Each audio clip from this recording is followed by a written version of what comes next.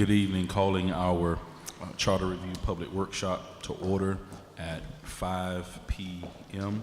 Just want to sort of lay out our outline for tonight of what we'll be doing and the order in which we'll be doing that. So we'll be discussing the 8 referendum questions that were given to us by our Charter Review Committee. We have some of those committee members here tonight, so thank you all for being in attendance. And so I'll go through question by question. We'll take moments to discuss each question, then we will allow for some public commentary regarding those questions, and then we'll move on to the next question. Of course, tonight we will not be voting on this. That will come in the new year when we vote on this and give the final questions to our attorney for the ballots in regards to the referendums that we want to make to the charter. Our committee is here, so if we have specific questions about maybe sort of the background as to why certain things were done the way they were done, they may be able to answer some of those questions for us. But we also have our city attorney here, who was very instrumental in sort of comprising this and putting this together in a way that it could be presented to us, and so we can defer to him as well for some background and some clarity on some of those things. So let's get started. Referendum question number 1 is mandating periodic charter review, and so with that, I think we're supposed to have a PowerPoint for this so that everybody can see in the audience where we are with our questions as well. So basically, shall the city's charter be reviewed every 5 years by a committee appointed by the city commission? As commissioners, what are your thoughts on referendum question number 1, mandating periodic charter review every 5 years?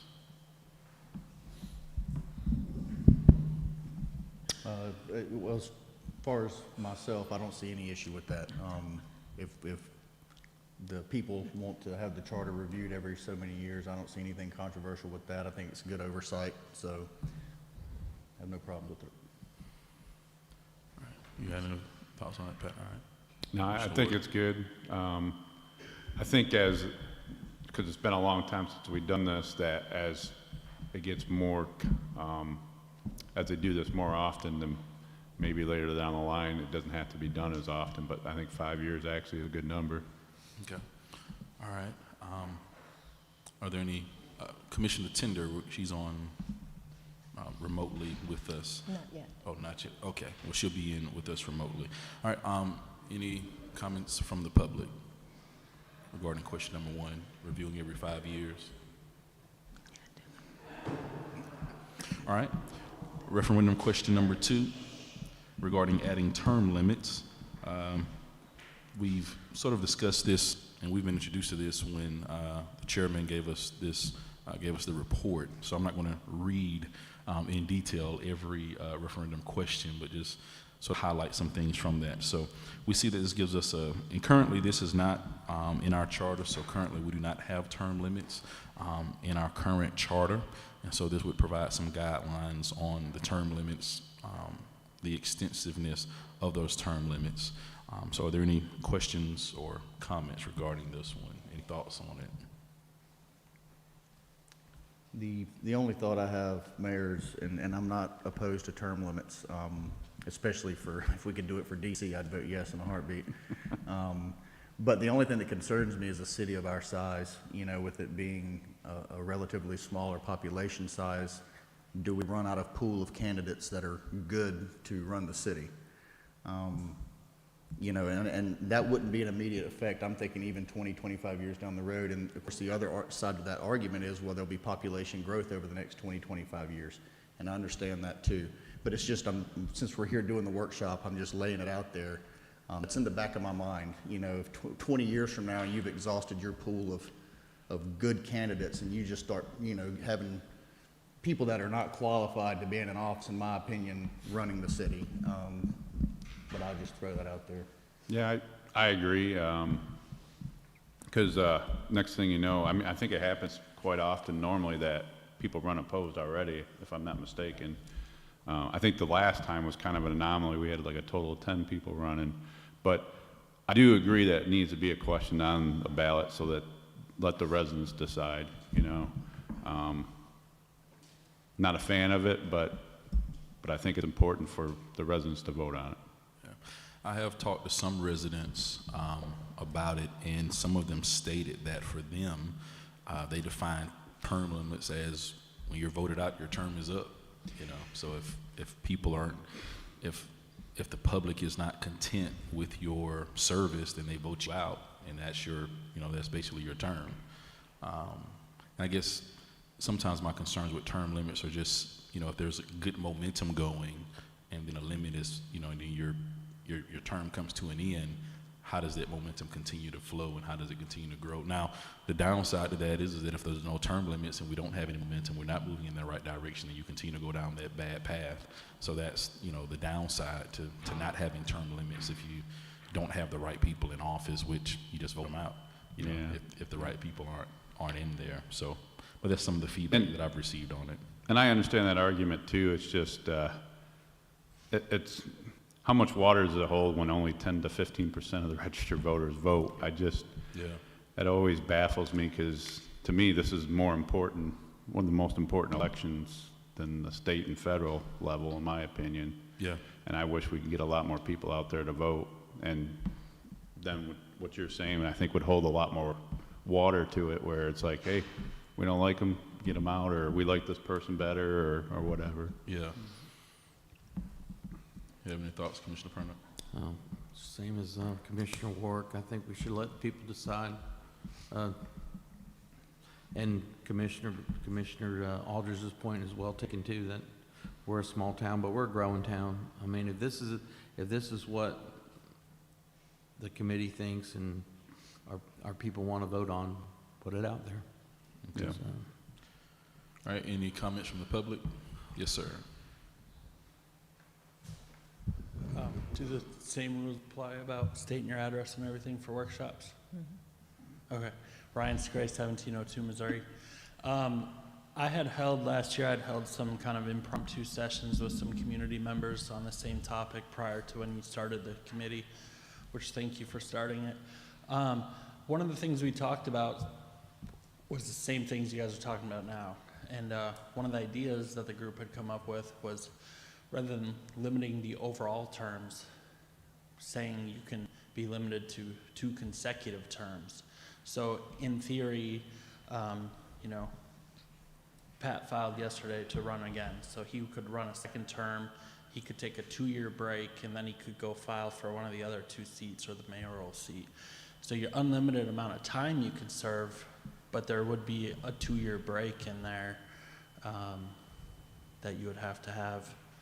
You couldn't run like 3, 4, 5 terms consecutive for the same seat. Or even just saying like, hey, you can switch and run for other seats because you're vacating your seat. So, sorry. That song. That's my thought. All right. You know, I was actually thinking along those same lines, Mayor. I was thinking time. I wasn't thinking what he was saying, but it is. I like that option, you know, to where you can't run more than 2 consecutive terms. That if you wanted to come back and run for seat 3 when you were in seat 2 after a break, then you would have that option. Because the time frame I was trying to put together, what is it, 8 years? Is it 10 years? Is it 2 terms? I mean, how do we do that? But if as long as we keep it simple with no consecutive terms, I don't think that's a bad idea.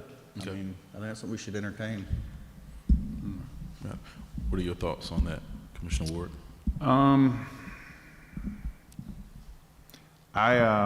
My initial thoughts is keep it the way it is, because that's what we kind of had the charter review do, because if we change it, it kind of makes it look like we're doing it for selfish reasons, you know what I mean?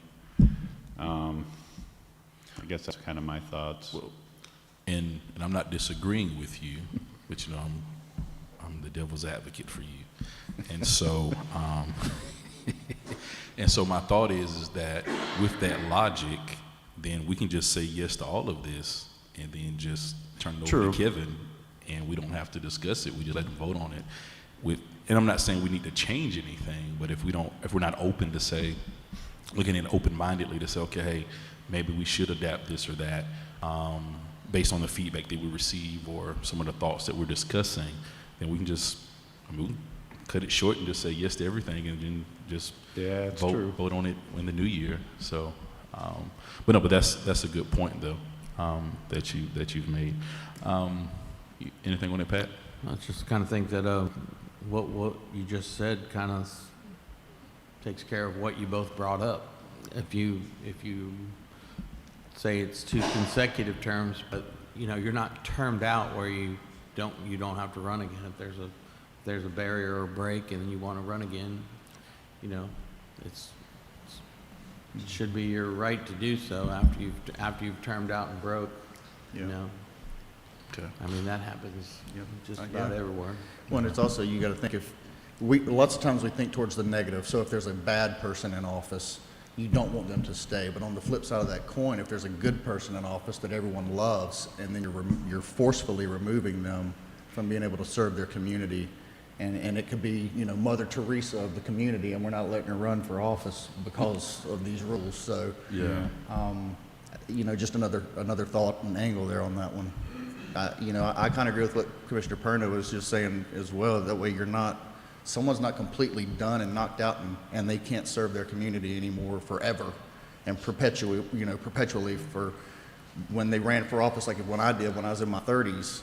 Well, if I want to run when I'm 65 again, you know, I can't do it if I serve 2 terms, even though that's a lifetime apart for me. So, Yeah. I think what I struggle with is trying to look at it objectively, you know? From where you're at, yeah. Yeah. yeah, I understand that.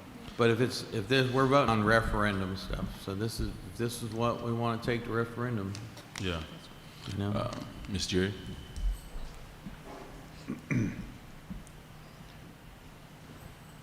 Jerry Parker, Red Place. I love this discussion. We really did not discuss in the committee just someone else going on after a break. I really think that's a good idea. I don't know about you guys. If someone wants to do 2 consecutive terms, take a break, and then come back and be elected again, because there's a double-edged sword to that, like you said, Brandon, as well. Other people have mentioned it too. You might have somebody really good in, you might have somebody really bad in. So if we eliminate all the good people and vote out the bad people, and our pool is not been that good lately, so that might be something to consider.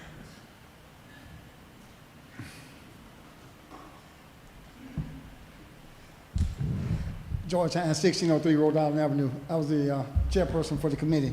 The discussion we had was to come up with term limits because we didn't like the complacency of the government nationwide. It wasn't just Bay County, it's just Lynn Haven.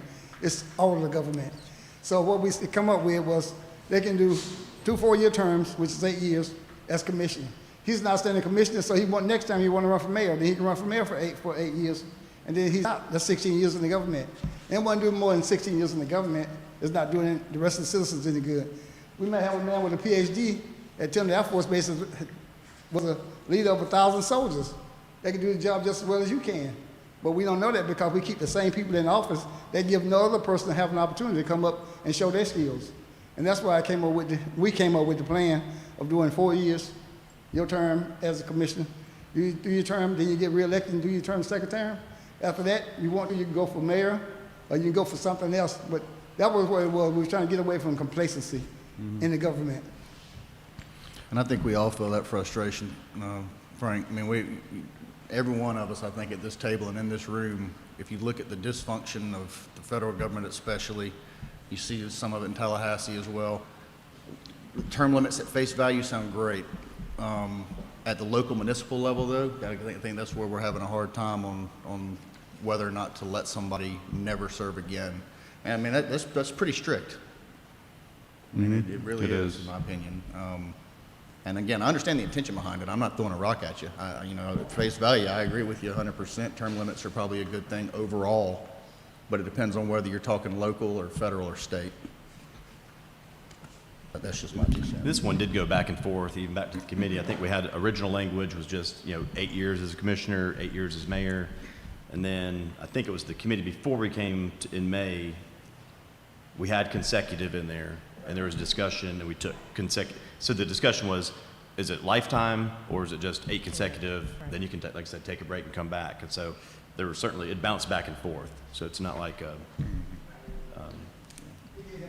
yeah, it went both ways. Commissioner Mayor, Perna? if I may ask City Attorney, what other municipalities, that? Panama City Beach has term limits. I can't think of anybody anybody else that has term. I know the beach has term limits. Can you recall what their limits are at the beach?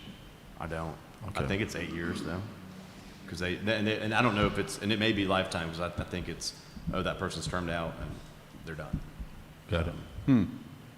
That surprised me because they got a population size less than us. They do. Half our size. Yeah. Takes coal. That's the only one I can think of that has term limits Yeah, around here. Panama City doesn't. Callaway doesn't. Mr. Scray? 2 4-year terms right on the city website. 2 4-year terms? For the beach? And then you're termed out? Yeah. Panama City Beach. Says elected officials are limited to 2 4-year terms. Wow. Yeah, I think it's lifetime. Wow. All right. So we do have some things to think about on that one, whether or not we want to keep it as is or make it 2 consecutive Yeah, terms. it's either keep it as is or put consecutive back in there. Yeah. So you want to leave it as is?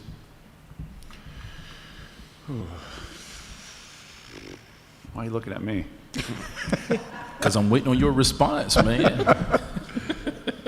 I'll come back to you. Okay, thank you. Commissioner Aldridge. You know, if I had to vote on it, I would put consecutive in there, to where you can only serve 2 terms consecutively, and then you must take a break. And then if you do have, like you Unless you go said, for mayor, then you can keep unless it. they go for mayor, correct, then you can run for that for 4 2-year terms. But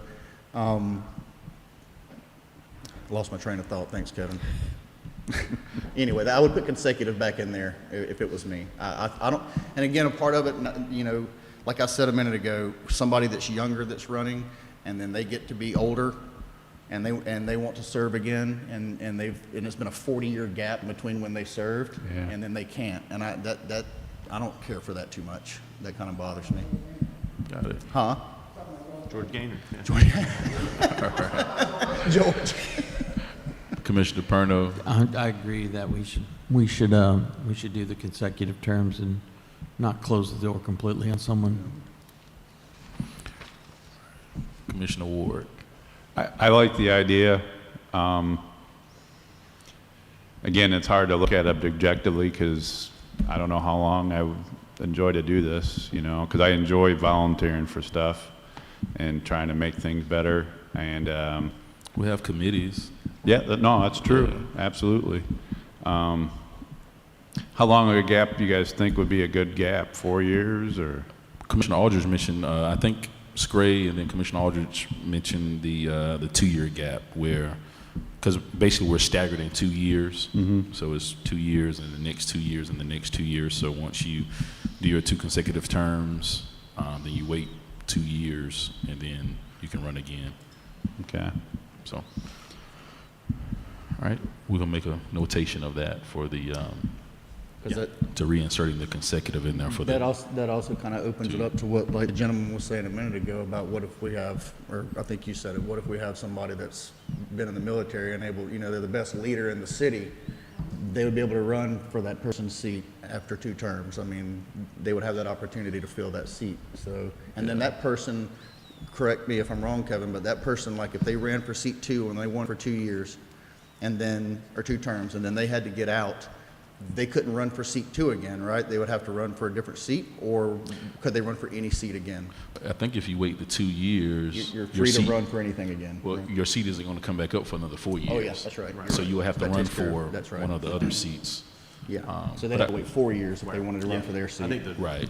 in the traditional sense, it'll be a 4-year gap. Gotcha. Gotcha. Right. Right, it'll be minimal, but. Yeah. Yep. So that, you know, if you're in seat 1, because you 2 guys are together, so then you termed out, then you could run for seat 3. in 2 years. In 2 years, you can run for Or seat 3. wait for my seat again. in 4. Right. In 4. that's right. Yeah. Right, okay. It's comfortable, right? So Feels good. I broke in. come to the podium, please. Thank you. Something I just thought about while you guys were talking. If there's any kind of special elections or out-of-cycle elections, how would that factor in? It doesn't include any partial terms. So if somebody Yeah. got in a year early or whatever. So if he were to, that's- if Brandon were to vacate his seat, planning on running for Jamie's seat, and then at the year in between the year mark, there's a special election for his seat again, No, it doesn't. Right. Yeah, it says not inclusive couldn't. of any partial term. So if there's Yeah. any sort of partial term or vacation or Yeah, whatever. so it has to be the 2-year Full term. minimum. Got it. Right, 2 full 4-year terms. Okay. Okay, So add thank you. second. All right, thank you all. Question number 3 is regarding fixing compensation for the mayor and the commissioners. Kevin, if you could speak to this for us, please.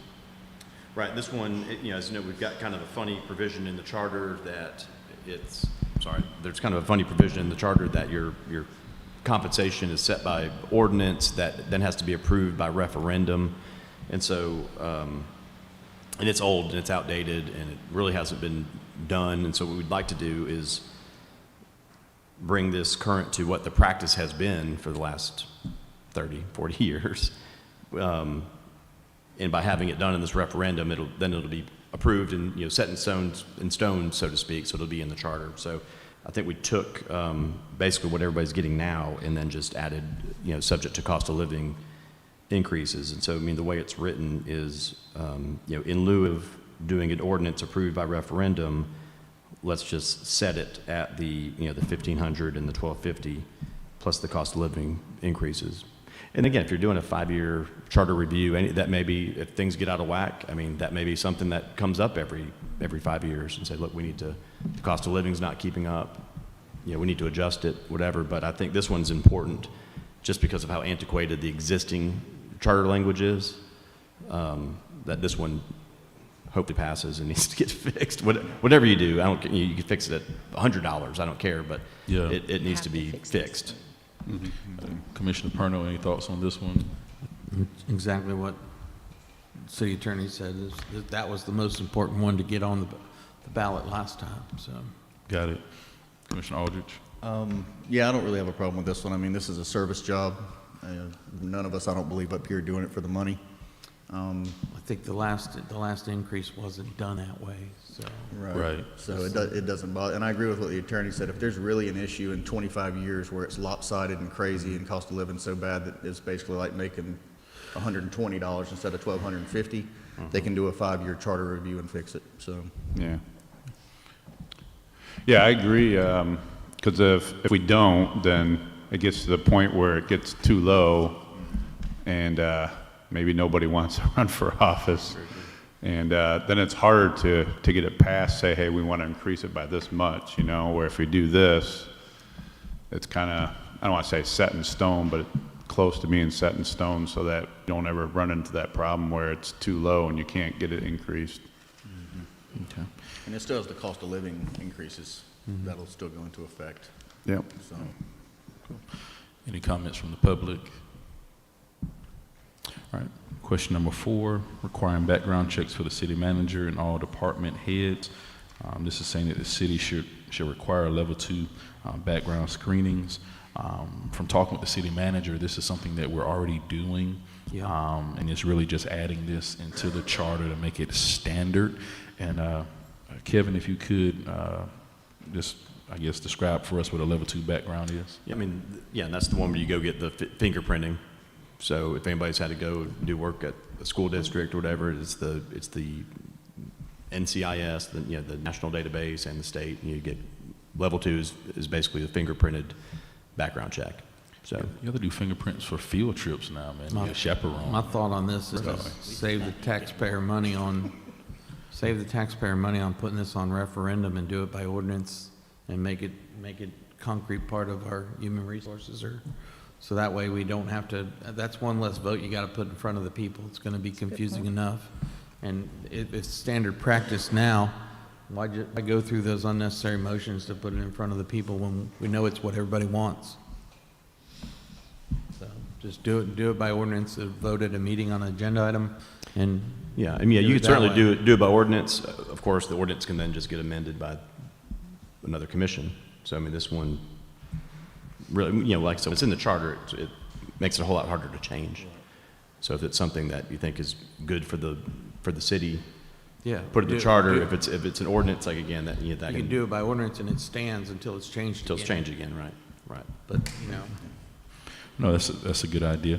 What are your, I think we're going to be putting so many questions. If we can get one away from them, you know? No, yeah, that's a good point. Your thoughts on it being an ordinance?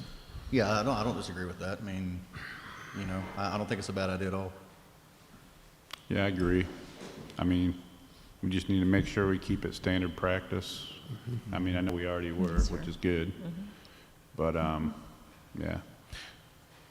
So, yes. Not yet.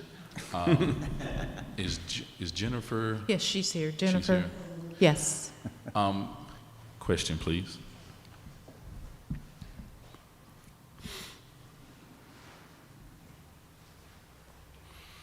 I know we're working on like employee manual, employee handbook, and us making this an ordinance and making it standard practice. Is this something, how would we do this in relation to what you're doing with the employee handbook? Would it just be inserted in there? And what if someone changes this in the future, the ordinance? Would it still, how do we ensure that it remains a standard practice? My recommendation is you can look at it as a personnel policy. Of course, understanding that that puts the authority with the city manager. Those policies are brought forward to the commission to review and approve. Backgrounds are a moving target in terms of levels. So I hate to say one level and then there's different security levels that may be warranted for different, even department heads. It's up to the commission. If it's here, it's a little more staid. Changing it may be difficult. We do level 2s on, for example, coaches and volunteers because they deal with children. So we do lots of level 2s for the city. It is an additional expense, but it's one that I think you can't ignore or go the less expensive route because the potential risk is too great. I think when you're looking at your department heads and your leaders, it's important because there's a fiduciary responsibility. I can certainly insert it in a policy. You can insert it in an ordinance, which is a level higher. However you all want to do it. Okay. We try to stay on the cutting edge to make sure we're doing what we need to do. Got it. Any additional questions for her? Thank you. Okay. Public comments? Ladies first. Linda Mishler, Hidden Valley Court.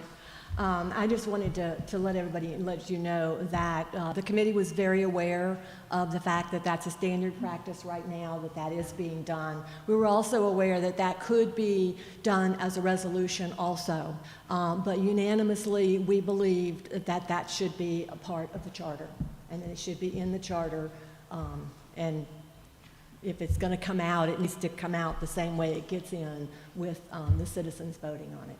So, Okay. from the committee. Thank you. Corey. Good evening, Corey Langford, 1112 Louisiana. I don't know really where this came from or whenever I see a problem with it. I think the implementation of it, though, number one, how much does it cost to do all of these things? And number two, what this does is this is just requiring that it be done. Then what happens with that information? Is that a disqualifying factor now for the hiring manager? Or let's just say that some individual may